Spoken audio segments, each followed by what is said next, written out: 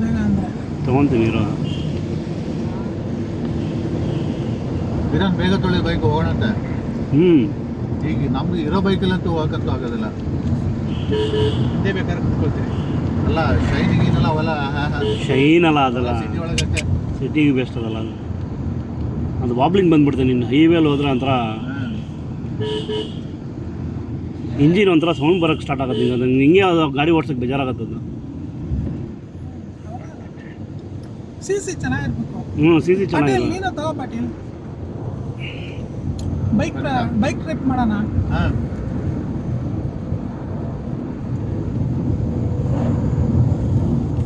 ಈ ಇಂಡಿಯಾದಲ್ಲಿ ಇದು ಕೆಳಗಡೆ ವಿ ಇದೆಲ್ಲ, ವಿ ಹಾಂ ಅದು ಮಾಡ್ತಾರೆ usually circuit. So 4-5 state touch ಆಗುತ್ತೆ.